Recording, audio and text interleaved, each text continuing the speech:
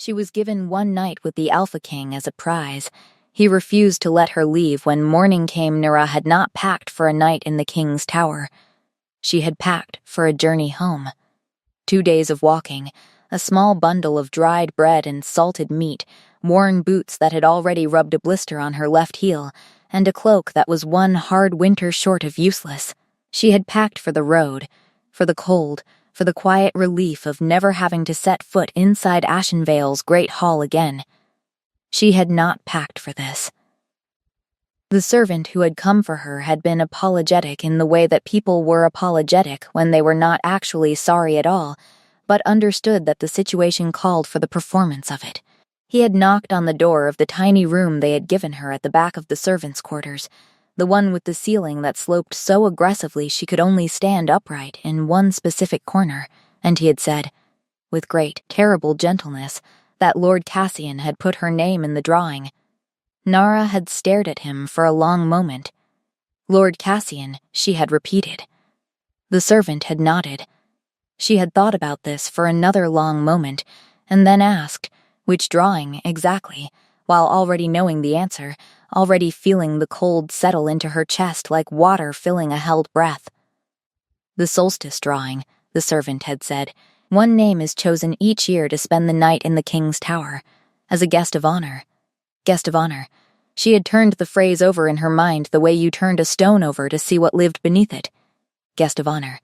A tidy, bloodless way of saying that Lord Cassian, who had never once looked at her as anything other than a convenient inconvenience attached to her late father's debts, had placed her name in a bowl along with the names of 12 other young women from the lower households of Ashenvale, and the king's steward had drawn her name like a lottery ticket, and now she was apparently someone's prize. Her own name, used as currency. It should not have surprised her. It did anyway. The servant had waited patiently while she sat on the edge of her narrow cot and looked at the floor and reminded herself that she was 22 years old and had survived considerably worse than one night in a tower, and that she would survive this too. Then she had stood up, straightened her spine, and followed him. The king's tower was at the north end of the castle, separated from the main keep by a covered stone bridge that ran over the inner courtyard. Nara had crossed it with her small bundle clutched against her chest and the wind cutting sideways through the gaps in the stonework, and she had tried very hard not to think about what she knew of King Aldrich Vane. She knew enough. Everyone in the 5 territories knew enough. He had taken the throne at 19, which was young even by the standards of the Wolf bloodlines, and he had kept it through 14 years of systematic, methodical elimination of every rival who had thought his youth made him an easy target. He was 33 now. He had never taken a mate. The court whispered constantly about why, spinning theories that ranged from the diplomatic to the darkly speculative, but no one whispered loudly, and no one whispered twice about the same thing because people who irritated Aldrich Vane had a way of finding themselves reassigned to distant border posts in provinces no one had heard of. He was not cruel, exactly. That was the thing that made him harder to understand than a man who was simply cruel. Cruelty had a shape you could recognize and brace against. Aldrich Vane was precise.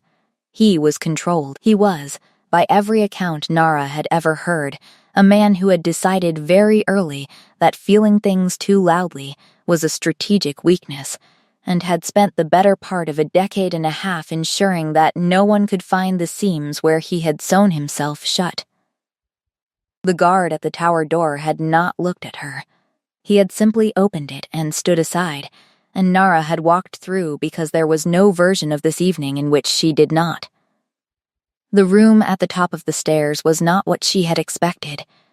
She had expected cold stone, a narrow bed, the functional austerity of a space used for obligation rather than comfort. What she found was a room that was warm, almost aggressively so, with a fire already burning in a wide hearth and 2 chairs pulled close to it, and a low table between them bearing a covered tray. The walls held bookshelves rather than weapons. A single tall window looked out over the dark forest beyond the castle walls. The ceiling was high enough that the firelight barely reached it, leaving it in soft shadow. It looked, strangely, like a room someone actually lived in. Nara stood in the doorway for a moment too long, cataloging all the ways this room refused to match the picture she had assembled of the man who occupied it. He was already there. She had not seen him when she first entered, because he was standing at the far window with his back to her, one hand braced against the stone frame, looking out at the dark. He was tall, which she had known, and broad through the shoulders, which she had also known. But knowing a thing and standing 12 feet away from it were different experiences entirely. He wore no crown, no formal robes. Dark trousers, a plain dark shirt, the sleeves pushed to the elbows in a way that seemed almost deliberately civilian, as though he had decided that for this particular evening he would set down the performance of kingship and simply exist in a room. He turned when he heard her. His eyes were very dark. She had heard them described as black, but up close they were a deep, dense gray that caught the firelight and held it. He looked at her for a moment, and she looked back, and neither of them said anything, and the fire crackled, and that was the only sound in the room. "You look like you're expecting an execution," he said finally. His voice was lower than she had imagined. It had a quality of stillness to it, the way a deep river was still on the surface even when something was moving very fast underneath. Nara lifted her chin slightly. "I'm managing my expectations," she said. Something shifted at the corner of his mouth. Not quite a smile, an acknowledgement, maybe, that she had said something he had not anticipated. "Sit down," he said. "Please." The please came a half beat after the sit-down, as though he had remembered it was there and retrieved it from some back shelf of his vocabulary. Nara sat in the chair closer to the fire because her feet were cold, and she saw no reason to suffer unnecessarily on top of everything else, and she watched him cross the room and take the other chair, and she thought, "This is the strangest evening of my life, and it has barely started." He sat with the particular stillness of a person who had trained themselves not to fidget, not to fill silence with sound, not to betray anything through small unconscious movement. It was not the stillness of relaxation. It was the stillness of considerable, ongoing effort. Nara recognized it because she did the same thing. She had learned it younger than she should have had to. He lifted the cover from the tray on the table between them. There was food beneath it, actual food, not the obligatory formality of untouched dishes placed for show, but something that looked genuinely prepared. Roasted meat, soft bread, a small dish of honeyed fruit, 2 cups of something that smelled of warm spice. She had not eaten since morning. Her stomach made a small, embarrassing sound. The almost smile appeared again at the corner of his mouth. "Eat," he said. "I'm not going to take it as a comment on your character." She ate. She ate with more dignity than hunger strictly allowed for, maintaining the fiction of composure even as her body registered profound relief at the food, and she watched him over the rim of her cup and tried to understand what kind of evening this was going to be. He didn't eat much. He drank his spiced wine slowly and watched the fire and occasionally looked at her with those dark gray eyes in a way that felt less like assessment and more like something she didn't quite have a word for. Not hunger, exactly, not calculation. Something quieter than both. "What's your name?" he asked. "Your real name, not the one on Cassian's ledger." "Nara," she said. "Just Nara. My father was Edric of the Southern Lowlands, if that places me anywhere in your records." "It does," he said. He paused. "I'm sorry about your father." She looked at him. He held her gaze without flinching. It was a simple thing to say, and he had said it simply, without the practiced condolence of a man performing sympathy. It landed differently for that. "You knew him?" she asked. "Of him," he said. "The lowland disputes. He was one of the few landholders who argued against the forced consolidation. He was right. He was also, unfortunately, outvoted." Nara felt something shift in her chest. A small, unexpected movement, like a door she hadn't known was shut opening just a fraction. She looked back at the fire. He lost everything anyway, she said. Being right didn't protect him. No, the king said quietly. It rarely does. They sat with that for a moment. She had expected this evening to be many things. She had catalogued the possibilities with grim practicality on the walk across the bridge, had arranged them in order of likelihood, and prepared herself for each one. She had not expected this. She had not expected to sit in a warm room across from a man who looked tired in a way that had nothing to do with sleep, and to find herself thinking that she understood him, at least partially, at least in this one specific way. She pushed the thought down immediately. That was a dangerous kind of thinking. Why do you do it? She asked instead. The solstice drawing. His eyes moved to her. A slight pause. It's tradition, he said. She looked at him steadily. That's not an answer. He was quiet for a moment. The fire shifted, a log settling with a soft collapse of sound, and the light moved across his face, and she saw the lines at the corners of his eyes that shouldn't have been there quite yet. The particular weathered quality of a face that had been kept deliberately expressionless for so long that the effort had left its own mark. The court expects it, he said finally. It reassures them. The king participates in the old customs. The king is present for the solstice. The king is not, whatever they sometimes suspect, something other than what a king is supposed to be. And what do they suspect? Nara asked. His gaze came to hers again and held it. That I've been alone so long I've forgotten what it's for, he said. The honesty of it startled her. It sat in the room between them like something fragile placed on an unstable surface, and she thought that he had not meant to say quite that much, that it had come out more unguarded than he had intended, and that he was now deciding whether to walk it back. He didn't. She thought about what to say and decided on the truth in return, because it seemed only fair. I had the same suspicion about myself once, she said. After my father died and the house went to Cassian, and I spent about 3 months not speaking to anyone because there was no one to speak to. I thought, maybe this is just what I am now, someone who has learned to need nothing. He looked at her for a long time. What changed? He asked. She considered this honestly. I got hungry, she said. Actual hunger, not metaphorical hunger. I needed to eat, so I had to go to the village market, and there was an old woman selling apples who told me I looked terrible and made me sit down and eat one in front of her, and then told me about her granddaughter for 20 minutes without asking anything from me in return. His expression had shifted in a way she couldn't fully name. Something in the set of his eyes had changed. And that was enough, he said. An old woman and an apple. It was a start, she said. Enough is built out of starts. He looked at her like she had said something he was going to keep. The fire burned lower. The wind moved against the window. Nara felt the strange, specific disorientation of a moment that was not going the way it was supposed to go, and finding, unexpectedly, that the version it was going instead was something she didn't want to stop.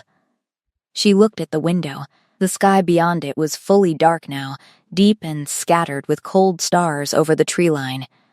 It's late, she said, not as a statement of intention, just as an observation. Yes, he said. He did not move. Neither did she. The second cup of wine was warmer than the first, or perhaps she was simply warmer, having been near the fire long enough that the cold of the crossing had finally left her bones. She held the cup in both hands and watched the flame and was aware, with a low-grade, persistent attention, of the man in the chair across from her. He had said very little for the past quarter of an hour. This should have been uncomfortable. It was not. There was a quality to his silence that was different from the silences she was used to, the heavy, charged silences of Cassian's household, where quiet meant someone was calculating, someone was preparing a next move, someone was deciding how much of a problem you were going to be. Aldrich Vane's silence felt like something else, like a person who had so rarely been given permission to simply be in a room without agenda that he didn't quite know how to do it, and was figuring it out slowly, one quiet minute at a time. She found herself curious about him in a way she had not anticipated and did not entirely welcome.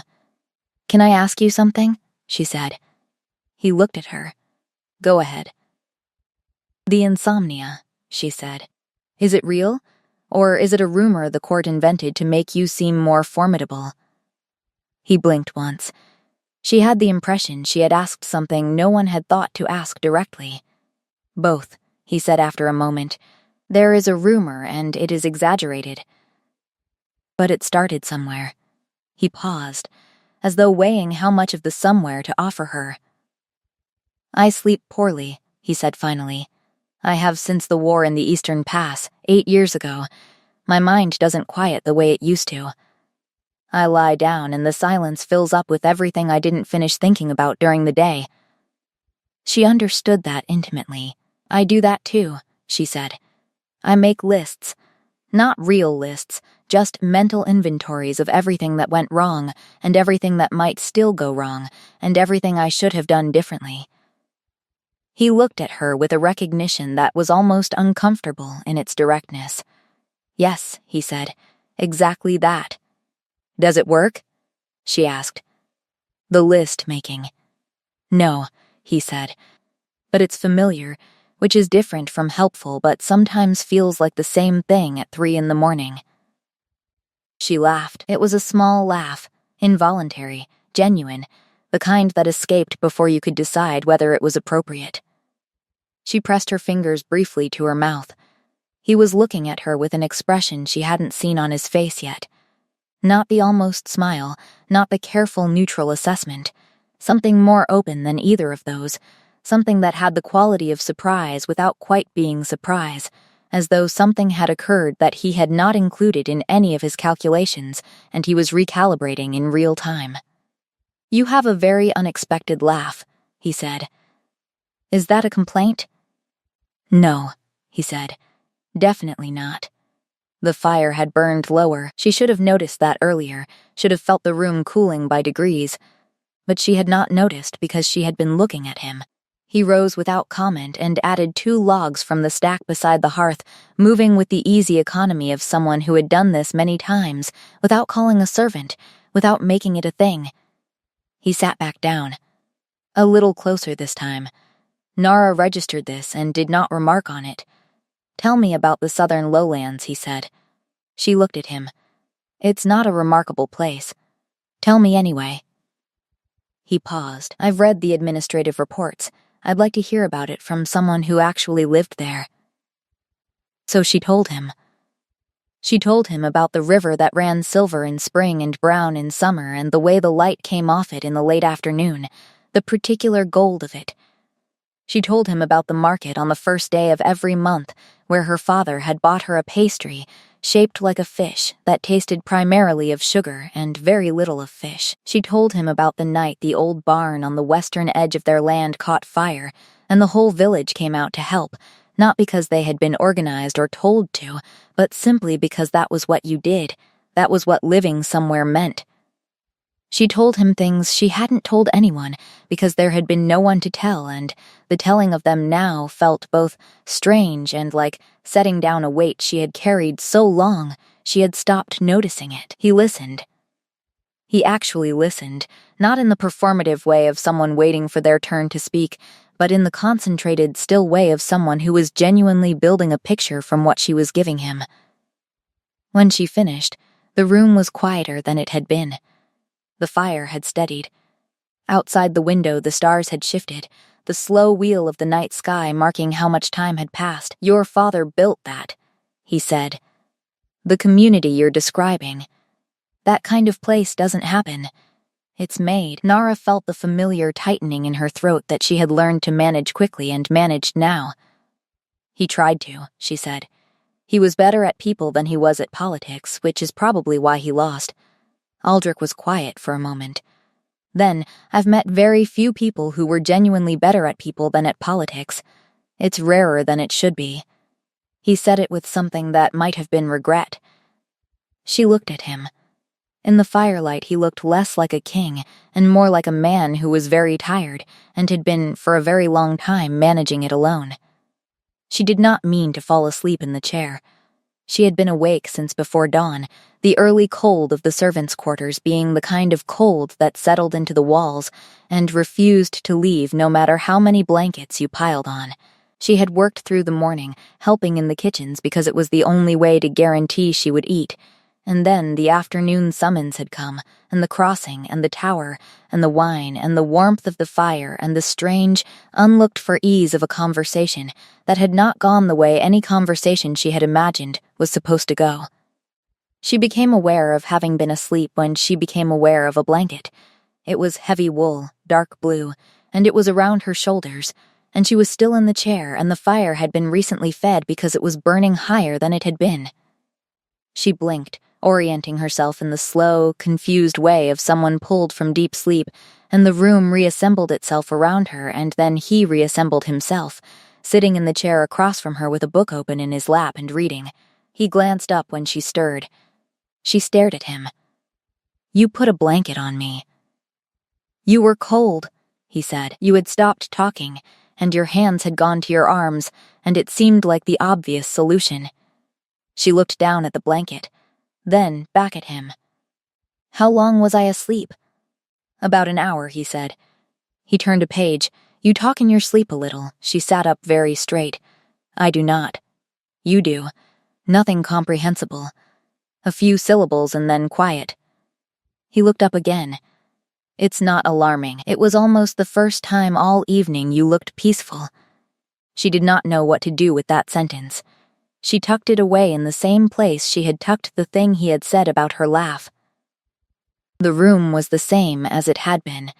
The fire burning, the window dark, the shelves of books around the walls holding their silent watch.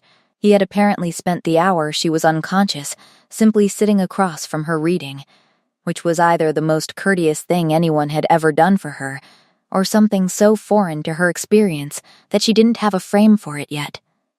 "You should have woken me," she said. He looked at her over the top of the book. "Why?" "Because." She stopped. There were several endings to that sentence, and none of them were ones she wanted to say aloud. "Because this was supposed to be one thing, and it has become something else entirely, and that frightens me a great deal more than the thing it was supposed to be. Because I came here braced for something to endure, and I am not braced for something to mean anything. Because you put a blanket around my shoulders, and I cannot account for what that has done to my ability to think clearly about any of this." "I wasn't tired," he said simply. "And you clearly were." It seemed foolish to interrupt. She looked at him for a moment. "Do you do this often?" she asked. "Read? Sit with people," she said. "Just sit." He was quiet. "No," he said after a moment. "I don't, actually." She nodded. She had suspected as much. He had the quality of a person who was very good at being alone, and very bad at admitting that alone had become something different from chosen. She shifted in the chair, adjusting the blanket. The blue of it was soft against her hands, good quality, the kind of thing you kept because you used it rather than because it was meant to be looked at. "Is this yours?" she asked, meaning the blanket. He glanced at it. "Yes, it was my mother's, originally. I kept it because she would have found it wasteful to dispose of something warm and functional." There was something careful about the way he said it. Not grief, exactly, more like a space in the sentence where grief had once been and had been neatly, deliberately filed. "She died when you were young," Nara said. It was not quite a question. 11, he said. "Yes." She looked at the blanket in her hands. "I was 15 when I lost my father." It's a different age to lose someone. You're old enough to understand everything you're losing, and young enough to not yet know how to carry it, he said quietly. "Yes," she said. "Exactly that." He set the book down on the table, closed, his thumb resting on the cover. His eyes were on the fire, but his attention was on her. She could feel it the way you felt weather changing, the pressure of it shifting before the actual storm arrived. "Nara," he said. She looked at him. "I want to ask you something, and I want you to answer honestly, not diplomatically." She waited. "Did you come here tonight afraid?" She considered lying. The reflex was immediate and practiced. She let it pass. "Yes," she said. He nodded. As though this was the right answer, as though he had needed to know that to understand something. "I want you to know," he said, still looking at the fire, "that nothing about tonight was what I expected either." She sat with that. "What did you expect?" she asked. He looked at her then. The firelight was full on his face, and she could see everything it usually kept hidden, because he had, at some point in the last few hours, stopped hiding it, and the thing beneath was not what she had catalogued on the bridge. It was not precision or control or the cold methodology of a man who had reduced himself to strategy. It was someone who was deeply, profoundly tired of being a king in a room alone. "I'm not sure," he said honestly. "Not this." The candles on the mantel had burned themselves to stubs, their light small and guttering, but the fire was steady and the room was warm, and neither of them had moved in the direction of the door. Nara was aware of this as a fact she kept picking up and examining and setting back down without acting on it. She should go. Dawn was still some hours away, and the terms of the solstice drawing were, as far as she understood them, not specified beyond one night, which technically had not ended, but the sensible thing, the self-protective thing, was to make some move toward the exit before this evening deposited her somewhere she had no map for. She stayed in the chair. He had begun to speak more freely in the past half hour. It had been gradual, a few more words at a time, like a man discovering that the ground beneath him was actually solid and testing more weight on it with each step. He had talked about the Eastern Pass, the war she had alluded to. Not the campaign details, not the strategy, but a specific morning 8 years ago when he had walked through a village after, and the silence that had been there, and how he had understood in that silence that he had won the war, but there was a particular kind of cost that winning did not make right. She had listened the way he had listened to her, without rushing to fill the space, without offering comfort that would have required him to perform gratitude. He seemed startled by this, intermittently. She could see it in the slight pause before he continued, as though he kept expecting her to interrupt or redirect, and when she didn't, he had to recalibrate. "The campaign was the right decision," she said, when he had gone quiet for a while. "You stopped it from spreading to the lowlands. My father used to say the East held so we didn't have to. I know what the campaign accomplished," he said. "I know all the arguments for why it was necessary. I have made them to myself many times. But knowing doesn't fix the other thing," she said. "No," he said, "it doesn't."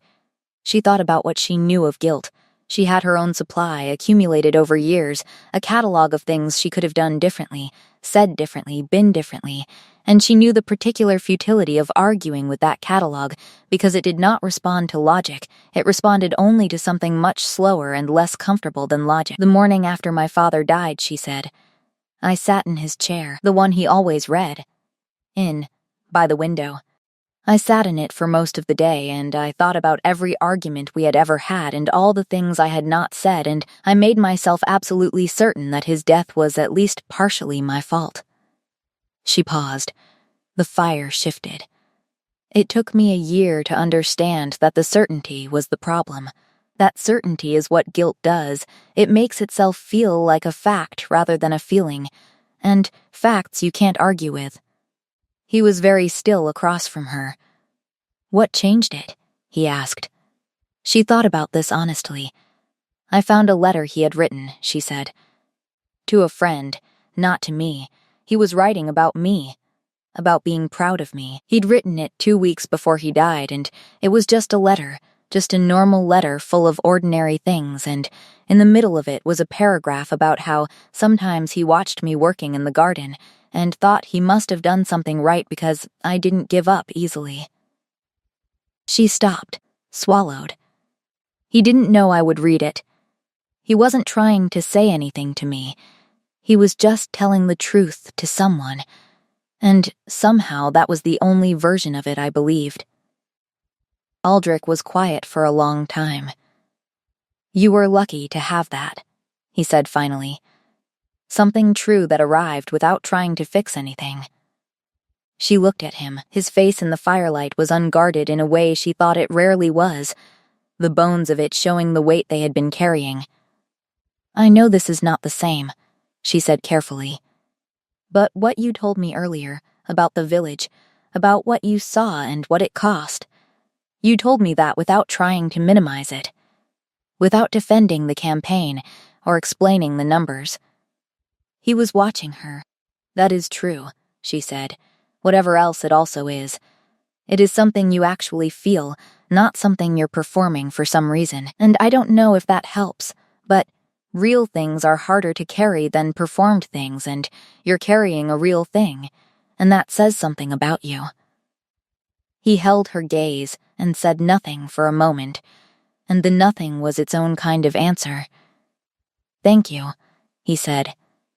His voice was very quiet. She nodded once, and they were both quiet again, and the fire burned and the stars moved and the night continued around them. At some point she realized she had moved. Not dramatically, not in a way she could have identified the moment of, but she was no longer tucked into the far corner of her chair. She was leaning slightly toward the warmth of the fire, and he had leaned too, and the space between them on the table was notably smaller than it had been. She looked at his hands where they rested on the arm of the chair. Large, still, unhurried. Are you always this quiet? She asked, because the silence was becoming something she needed to put words to, or she was going to do something inadvisable. Generally, yes, he said. Does it work? Not giving people much to go on.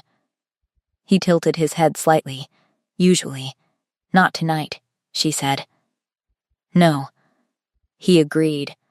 Not tonight. She woke the second time to pale gray light coming through the tall window, the kind of light that arrived before dawn, fully committed, tentative and thin, laying itself against the stone floor in strips the color of old silver. The fire had burned to a low, steady throb. She was still in the chair, still wrapped in the blue wool blanket, but she was not alone in sleep anymore, because across the table Aldrich Vane had fallen asleep in his chair, his head tilted back slightly, one arm along the armrest and the other hand open in his lap. He was sleeping. She understood, from what he had told her, how uncommon this was. She did not move. She sat very still in the gray light with the blanket around her shoulders and watched him sleep and thought about the evening, which was technically over now because morning was arriving, and tried to locate the version of herself that would stand up, fold the blanket, place it neatly on the chair, and leave. She could not locate that version. She looked for her thoroughly and found nothing. His face in sleep had the same quality she imagined he had described in The King he'd been reading about before she fell asleep herself. It had softened. Not into something weak, nothing about this man resolved into weakness, but into something that had nothing to prove for the duration of the night, something that had been allowed, just for these hours, to stop performing its own solidity. She thought about what he had said. That he had not expected this. That this was not what he had been prepared for. She had not been prepared for it either. She had walked across that bridge last night bracing herself for an evening of getting through something. She had marshaled every useful thing she knew about endurance, about keeping her expression arranged, and her internal landscape separate from whatever exterior she needed to present. She had been entirely, comprehensively ready for an ordeal. What she had received instead was dinner and a fire and a conversation about rivers and grief and guilt and apples, and a man who had put a blanket around her while she slept and apparently found her sleep talking almost peaceful, and the shape of the evening was so different from the shape she had prepared for that she was still, hours later, not entirely certain how to orient herself within it.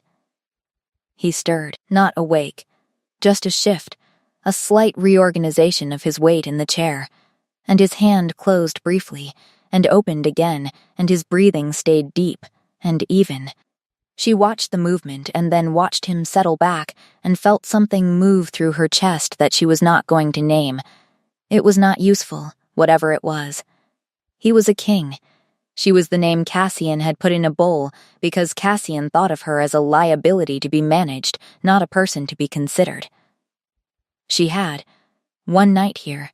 The morning was coming. She would stand up and fold the blanket and leave and return to the life she was actually living, which was road and cold, and a bundle of dried bread and a blister on her left heel. She stayed in the chair. The light grew slowly. The forest beyond the window resolved from black mass into individual trees, their shapes emerging from dark the way details emerged from a page when you tilted it toward the lamp. She watched this happen and held the warmth of the blanket around her and did not allow herself to think too far ahead or too far in any direction. When he woke all at once, the way she suspected he always did, no gradual surfacing, just a sudden return to full presence. His eyes opened and found her immediately, and she had the impression that some part of him had been aware of her even in sleep. They looked at each other in the gray morning light. He said nothing. She said nothing. The fire popped once in the quiet. "You're still here," he said finally. "Morning came," she said. "I was trying to be respectful of the floor plan." Something moved across his expression, not the almost smile, something warmer than that. He sat up straighter, ran a hand through his hair, which was slightly disordered from the chair, and made him look, briefly and startlingly, like a much younger person. "Did you sleep?" he asked. "Some," she said. "You?" He looked at the window, the light there, the slow, definitive arrival of day. "Yes," he said, and there was something in the word that was quieter than just yes, something that understood its own significance. She looked at him. He looked at her. "Nara," he said. She waited. "I need to say something, and I need you to hear it without assuming it is part of any obligation or expectation or the formal machinery of what last night was supposed to be." "All right," she said carefully.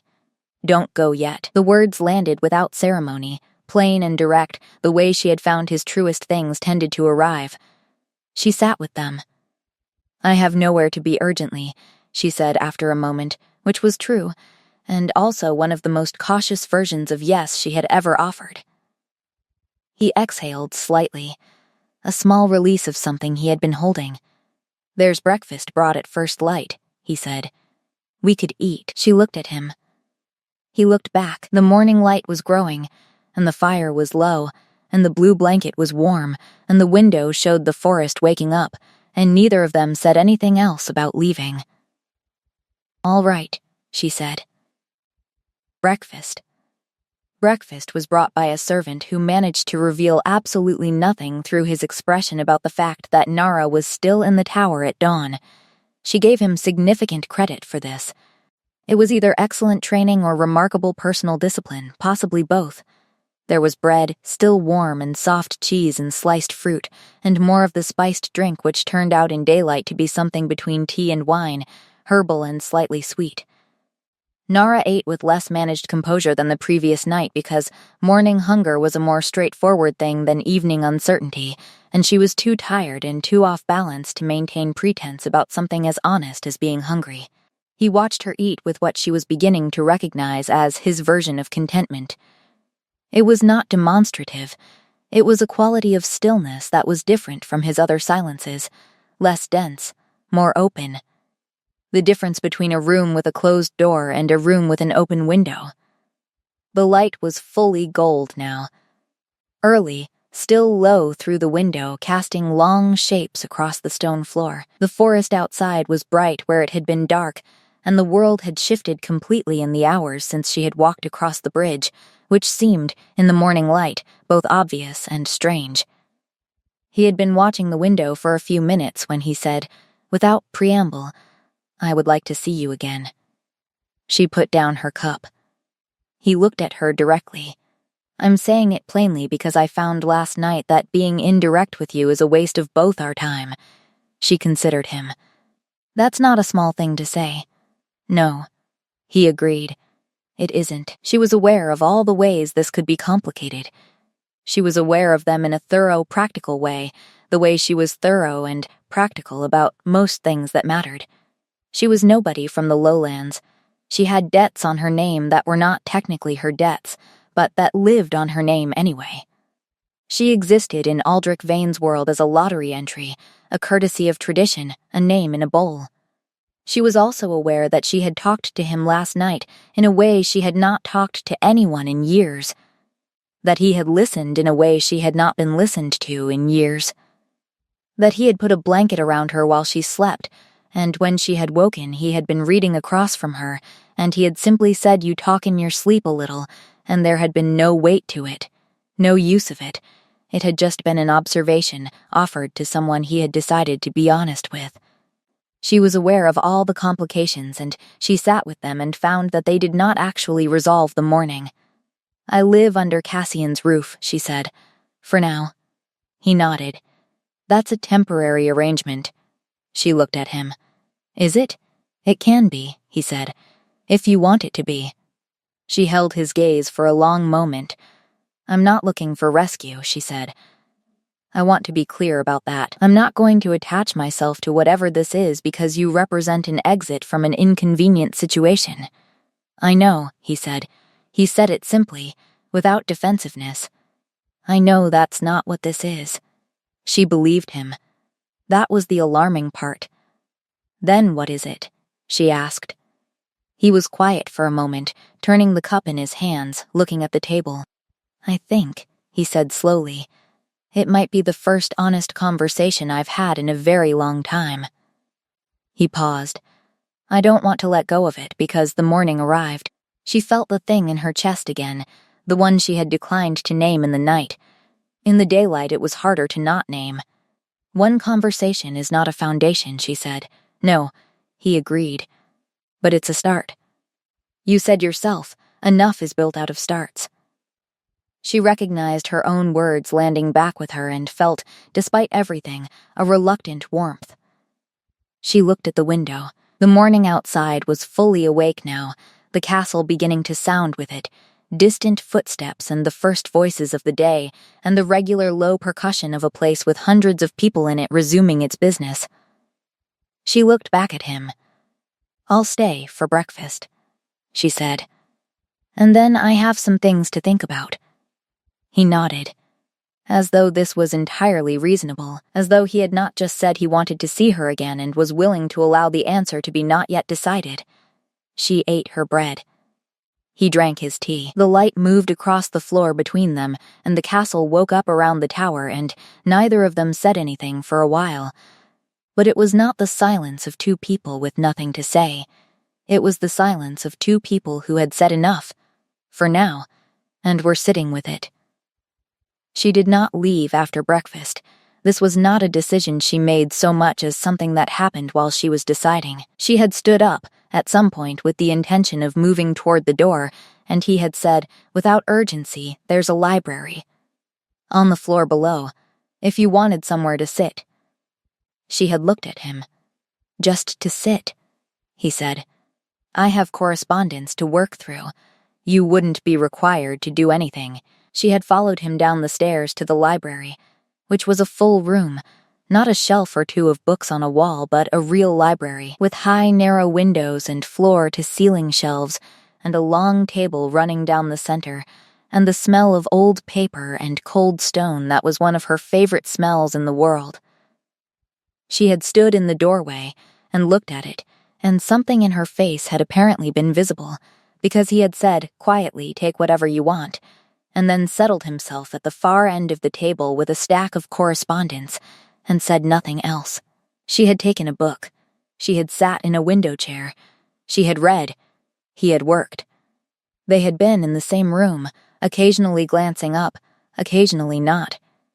At one point he had pushed a small bowl of dried fruit toward her end of the table without comment and gone back to his correspondence. At another point she had laughed at something in the book, briefly, and he had looked up and she had shown him the passage, and he had read it, and the corner of his mouth had moved and he had returned to his correspondence. It was, she thought, the most ordinary, extraordinary morning of her life. A servant appeared at midday with food, and Aldrich had waved at the table, and the servant had understood this as set it down and leave, which he did, and they had eaten at the library table without ceremony, reaching around each other's correspondence and books, and Nara had thought, I need to stop pretending I am about to leave because I am clearly not leaving. She had stayed. In the afternoon, she had found herself at the window, watching the courtyard below while he finished the last of his letters. There were people moving down there, guards and servants, and what looked like a delegation from somewhere with formal clothes and horses. The ordinary machinery of a place that ran whether or not the king was paying attention to it. He came and stood beside her. The delegation is from the northern passes, he said, looking at the formal clothes. They've been trying for 6 months to renegotiate the trade agreement. His tone was not quite resigned and not quite irritated, and somewhere between the two that had its own flavor. You have to go deal with them, she said. Eventually, he said. Not yet. She looked at him sideways. He was looking at the courtyard with the face he wore when he was deciding something. She had learned, over the course of one night and one morning, what his faces meant in their variations, which was absurd and also simply true. Are you stalling? She asked. He glanced at her, the almost smile. The delegation will still be there in an hour, he said. They've traveled for 3 days. They can wait a little longer. She shook her head, but gently. They stayed at the window for a while, watching the courtyard, standing close enough that she could feel the warmth of him at her shoulder. He did not reach for her hand, did not move closer in any way she would have had to respond to. He simply stood beside her and looked at the world below, and she stood beside him and let herself exist in the morning that was turning into afternoon without trying to map what it meant. Eventually, he said, I need to ask you something. She looked at him. There's a cottage, he said, on the eastern edge of the castle grounds. It was used by the former groundskeeper, but it's been empty for 2 years. It's small. It has a garden. He paused. I'm asking if you would be willing to consider it. She was very still. Cassian, she said. I can handle Cassian, he said, without flourish, without performance. Simply a statement of fact from a man who handled considerably more difficult things than Cassian as a regular feature of his mornings. She looked at her hands on the window frame, then at the courtyard, then at him. This is very fast, she said. Yes, he said. I know. I don't know what this is yet, she said. I'm not going to pretend I do. I'm not asking you to, he said. I'm asking if you'd be willing to stay nearby while we figure out what it is. The cottage has nothing to do with me asking you to be anything. It has to do with me not wanting you to walk back across that bridge and disappear into Cassian's ledgers. She sat with this. It was practical, the way he had offered it. There was no declaration attached to it, no demand for a response that matched the scale of the gesture. He had said it the way he said most of his true things, plainly and without decoration. She was terrified. She was also, she realized, looking at the empty courtyard and the morning into afternoon light on the cobblestones, tired of being only practical. Let me see the cottage, she said finally. He looked at her. Before I decide anything, she said. Let me see it. He nodded. And she would have sworn, if pressed, that the thing that moved across his face in that moment was not a king's expression at all. It was a 33-year-old man's expression. It was relief. The cottage was at the end of a gravel path that ran along the inner wall, half hidden by 2 large oaks that had been allowed to grow close on either side, their roots buckling the path slightly, in a way that gave the whole approach a quality of gentle disorder. The wall behind it was old stone, darker than the castle walls, with moss growing in the cracks. The cottage itself was small, 1 story, with a proper door and 2 windows in the front and what had been a garden, now somewhat wild, running along the southern side. She liked it immediately. This was inconvenient. It had the particular charm of a place that had been cared for, and then left, not abandoned carelessly, but set down with the expectation that someone would return. The wood of the door was still sound. The windows were intact. Inside, there was a main room with a fireplace and 2 smaller rooms behind, and everything smelled of old wood and the dry, clean smell of a space that had been closed up against winter properly. There was a shelf of books someone had left behind. She stood in the middle of the main room and turned slowly, taking in the dimensions of it, the light from the 2 front windows, the way the oak outside shaded the left window and kept the right one bright, the fireplace which looked functional. He stood in the doorway. He did not come in. He had offered the cottage and brought her here, and he was letting her look at it without standing in the middle of it, without adding himself to the calculation she was making. She appreciated this precisely. The garden would take some work, she said. Yes, he agreed from the doorway. The groundskeeper before last kept it well. Since him it's been informal. She looked out the side window at the garden. Even untended, it had bones. She could see what it had been, and what it could be again with time and patience. I know something about herbs, she said, and things that grow. I know, he said. She turned and looked at him in the doorway. He filled it considerably. He had left his formal jacket somewhere and was in the plain dark shirt again, and in the late afternoon light coming through the oaks he looked like himself. Whatever that was, the version of himself that had been present through the long night and the morning. If I stay, she said, I'm not staying as what last night was supposed to be. No, he said immediately. I'm not staying as anything that has a title attached to it yet, she said. I'm staying as someone who lives in a cottage on the castle grounds and has a garden to work on. Yes, he said, and if you want to come and talk in the evenings sometimes, she said, carefully, that's a different thing from obligation, and I would like it to stay different. Understood, he said. His voice was very quiet. She looked at the shelf of books, at the fireplace, at the light moving in the window. The moss on the outer wall was the same dark green as the blanket he had put around her shoulders. She turned back to him. All right, she said. He looked at her. All right, she said again more clearly. I'll stay. He didn't move from the doorway. He didn't say anything, but something in him shifted the way weather shifted, a pressure change that she could feel without being able to point to any single visible thing. His shoulders dropped by perhaps 1/4 of an inch. His hands, which had been loose at his sides, uncurled. She thought about what he had said. That he had stopped expecting anything. She thought about what it meant to stop expecting anything, and what it meant to have something arrive anyway. Thank you, he said quietly. Don't thank me yet, she said. I haven't done anything except look at a cottage. He looked at her with something in his face that she was going to have to find a word for eventually, but was not going to name yet. Here in the afternoon light, in a cottage that was going to need a new latch on the left window, and someone who knew what they were doing with overgrown rosemary. You said yes, he said. That's not nothing. She looked away, because looking at him saying that with that expression was somewhat more than she was equipped for in the late afternoon with insufficient sleep. Go deal with your northern delegation, she said, before they renegotiate something without you. He almost laughed. She heard it before he contained it, a low, brief sound.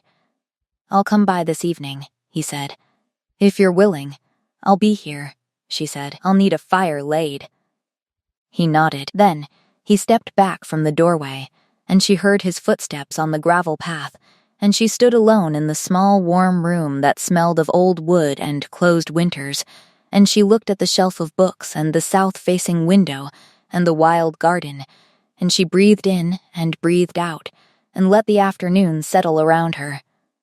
He came that evening, as he had said he would. He had dealt with the northern delegation, which had apparently taken longer than anticipated because the lead negotiator had objected to 3 separate clauses in the revised agreement, and Aldrich had revised them in the room, which was apparently not the way these things were usually done, and had caused a minor disruption in the formal proceedings. He told her this at the cottage door with a particular expression that suggested he had found the disruption mildly entertaining. She let him in. She had spent the afternoon making the cottage livable. She had found a broom behind the smaller room's door and used it thoroughly. She had opened the windows to move the stale winter air out and the late afternoon in. She had located, in a low cabinet beneath the shelf, a stack of serviceable blankets and used 2 of them to make the cottage bed something she would actually sleep in. She had assessed the garden through the side window and identified, with some satisfaction, that beneath the wild growth there were several things she could use. He looked around the cottage when he came in. She watched him take it in without saying anything, and then look at her with an expression that was not the almost smile, but something warmer. "You've been busy," he said. "Someone had to be," she said. He had brought food this time. Not a formal tray. Something less ceremonial. Bread and a covered pot of something that smelled of onion and herbs and warmth. She had found 2 cups in the cabinet and a bottle of something left by the previous occupant that turned out to be a serviceable cider, and they ate at the small table in the main room, with the fire she had asked him for burning solidly in the hearth, and the evening making itself comfortable around the cottage. She told him about the rosemary and the other things she'd found in the garden. He told her about the Northern delegation and the 3rd clause, and she asked him what the 3rd clause was, and he explained it in detail, which turned out to be genuinely interesting in the way that things you had previously had no access to were interesting when someone explained them without condescension. She asked questions, he answered them, and then asked her what she thought, which no one had done before about trade agreements, and which she found she had opinions about.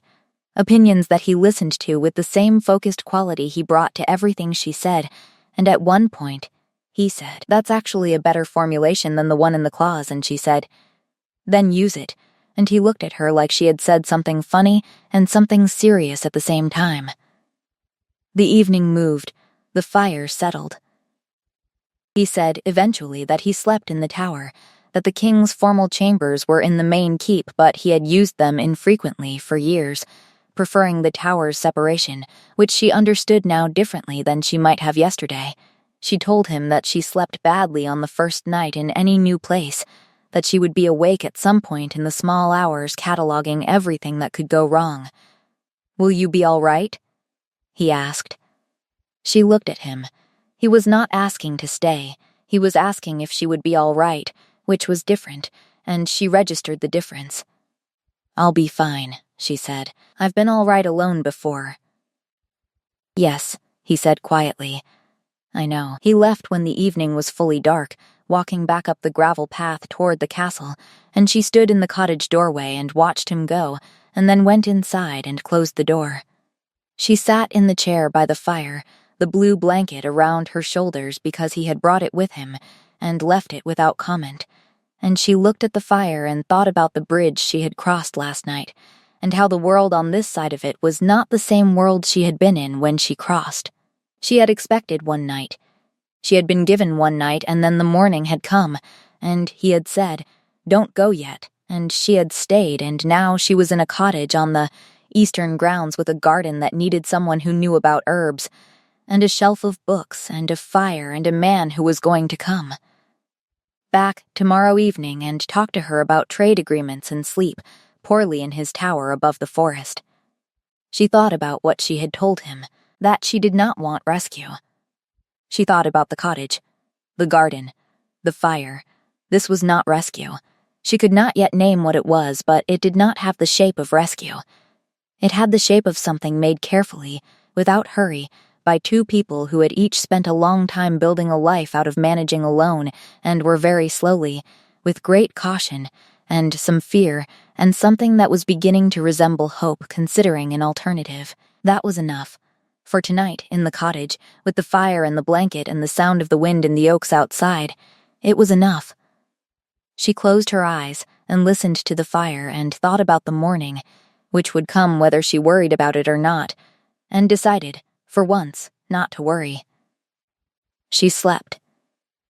3 weeks after the night of the solstice drawing, Nara was in the garden pulling up what had once been a hedgerow of overgrown thyme when she heard footsteps on the gravel path and looked up to find Aldrich coming toward her with his jacket over his arm and a look on his face that she had learned to read by now. Something had happened. She straightened. What is it? He stopped a few feet away. He looked at the thyme in her hands, then at her face. Cassian came to court this morning, he said. He's filed a formal complaint with the council. She waited. He's claimed that you were removed from his household without proper arrangement. He's asking for either your return or financial restitution. She felt the familiar tightening in her chest and made herself breathe through it. Cassian, she had known this was coming, had been aware of it sitting somewhere on the horizon of the last 3 weeks like weather you could see from a distance.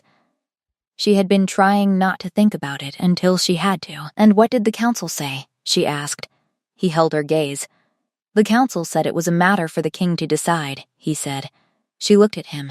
And what did the king decide? He looked at her for a moment. The king decided, he said, that you were a guest of the solstice drawing, and that any subsequent arrangement regarding your residence on the castle grounds was the king's prerogative, and not subject to the claims of a minor lord who had placed your name in a bowl without your meaningful consent. She was quiet. The king also decided, he said more quietly, that Cassian's management of the lower household accounts should be reviewed by the treasury. This is unrelated to you. It has simply been on the list of things to look into for some time, and this morning seemed like a reasonable moment to prioritize it.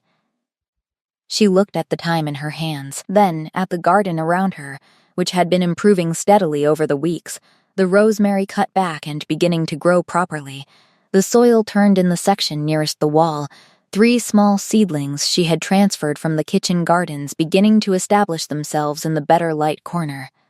"Thank you," she said. He shook his head slightly. It was not a favor. She looked at him. He was very serious. He was the way he had been on the first morning, in the gray light before breakfast, when he had said don't go yet, and meant it with everything under the surface that he had spent years keeping under the surface. "I know it wasn't," she said. He came a little closer. She was still holding the time. "How are you?" he asked. Actually, she considered this honestly, the way he had learned to expect honesty from her. "Relieved," she said, and also aware that relieved is a complicated thing to feel when what you're relieved about is someone else fighting a battle on your behalf. "I'm still working out how to hold that." He was quiet for a moment. "Then, I didn't fight it because you needed me to. I fought it because it was wrong, and I had the capacity to make it right." She knew he meant this exactly as he said it. She had learned, over 3 weeks of evenings by different fires, of conversations that ranged from trade agreements to the nature of guilt to what she remembered of her mother's garden.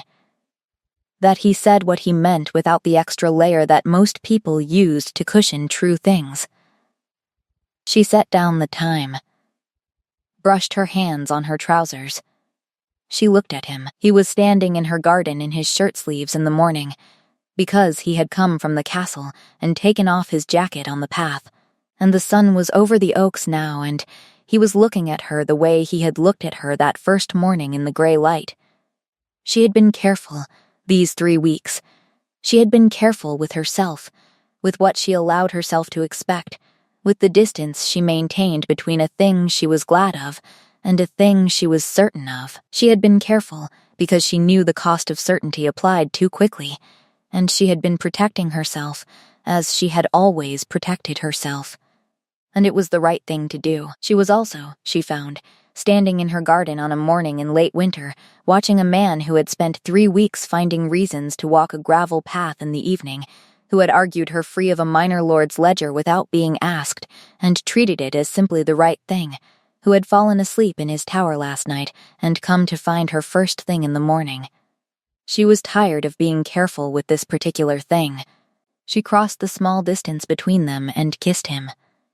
It was not a dramatic gesture. It was a simple, deliberate thing, her hands on either side of his face and his hands very still at his sides for one surprised moment before they moved to her waist, and everything in him, the enormous controlled stillness that she had been watching work so hard for so long, simply stopped working. He held her very carefully, as though she were something he was still not entirely certain was real. She pulled back slightly and looked at him. He was looking at her with the expression she had been trying to find a word for since the night of the cottage door. She had a word for it now. It was the expression of a man who had spent a long time in a room with a closed door and was looking at the open window. She stepped back, but not far. She picked up the time from where she had set it down. "I'm going to finish the hedgerow," she said. "You can stay and watch, or you can go back and pretend to be busy with something important." He stayed. He sat on the low stone border of the garden bed and watched her work, and they talked about the hedge and about the seedlings and about what she was planning for the south corner, and he handed her things when she needed them without being asked, and the morning moved around them, warm and unhurried, and she thought about the bridge and the night and the morning and the 3 weeks and the cottage and the garden. She thought about starts. Enough, she had told him. Enough is built out of starts. She looked at the seedlings in their new soil, small and not yet certain, leaning carefully toward the light. A start. She found the letter that evening. It was in the back of the cabinet, folded into a book she had been meaning to read and kept setting aside, tucked in so neatly that she might have missed it entirely if the book hadn't fallen from the shelf when she reached for the one beside it. The letter came loose when the book hit the floor. She picked it up. It was addressed to the former groundskeeper in a hand she did not recognize, and she would have set it aside unopened had her own name not been on the second line. She stared at it. Then she unfolded it. It was from Aldrich. Not recent. The date at the top was 2 years ago, the winter the groundskeeper had left. It was short, 3 paragraphs, the kind of letter a person wrote when they were putting something down and needed it witnessed even if only by the recipient. He had written about the cottage, about the garden, about how he had meant to restore both and kept not finding the time, and how he had decided the groundskeeper should have the book in the cabinet, the one about southern lowland planting traditions, since he would get more use from it. The last paragraph was what made her stop. He had written, "I have found lately that I have been thinking more about the kind of morning I would like to have than the kind of evening I am prepared to endure. This is a new problem for me. I am not yet sure what to do with it." She sat down slowly on the edge of the bed. She read the paragraph again. She thought about a man who had written that 2 years ago and then spent 2 years not doing anything about it, sitting in his tower with his correspondence and his sleepless nights. And then, one solstice evening, a servant had knocked on a door, and a name had been drawn from a bowl, and she had walked across a bridge in cold wind, bracing herself for an ordeal. She folded the letter. She sat in the cottage in the evening, quiet with the fire low and the book on her lap, and the folded letter in her hand, and she thought about how many things arrived sideways, not through the door you were watching, but through the window you had left open by accident, and how the most important mornings of your life were frequently the ones you had not packed for. She would show him the letter tomorrow. She would watch his face when he read it, and she would not spare him the mild embarrassment of having written something true 2 years ago and had it land in the hands of the precise person it described, because she had found that he withstood mild embarrassment better than he thought he did, and because she wanted him to know that she had read it and understood it, and was, herself, beginning to think more about the kind of morning she wanted to have. The fire settled. The oaks moved against the window. The night made itself comfortable around the cottage. She opened the book to the first page. She read. She slept well.